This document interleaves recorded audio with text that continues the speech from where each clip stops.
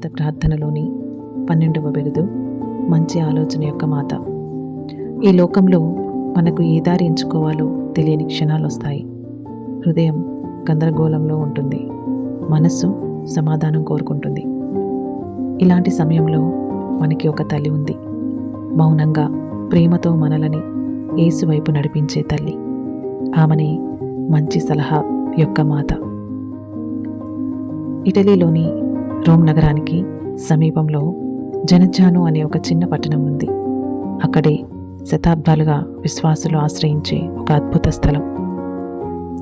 1467 సంవత్సరం ఒక చర్చి నిర్మాణం ఆర్థిక లోపాలతో ఆగిపోయింది. ప్రజలు ప్రార్థనలో మునిగిపోయారు.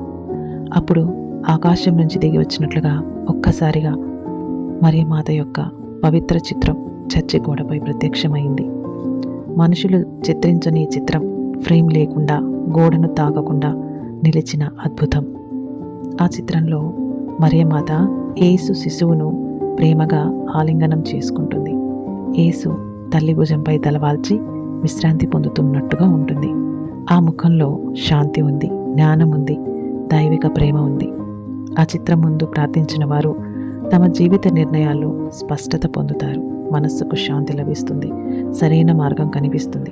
అందుకే ప్రపంచం మరియమాతని మంచి ఆలోచన యొక్క మాత అని పిలవడం మొదలుపెట్టారు. మరియమాత మనకి నేరుగా నిర్ణయాలు చెప్పదు, కానీ ఆమె ఒక మాట చెబుతుంది: ఆయన చెప్పినట్లు చేయండి. అదే ఆమె ప్రతి ఒక్కరికి ఇచ్చే సలహా, మనల్ని యేసు వైపుకు నడిపించే అత్యద్భుతమైన సలహా.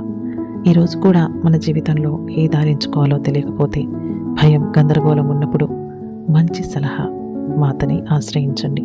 ఆమె మన హృదయాన్ని యేసు చేతుల్లో ఉంచుతుంది. అక్కడే నిజమైన జ్ఞానం, నిజమైన శాంతి లభిస్తుంది. మరియమాత మంచి ఆలోచన యొక్క మాత. మా కోసం ప్రార్థించండి.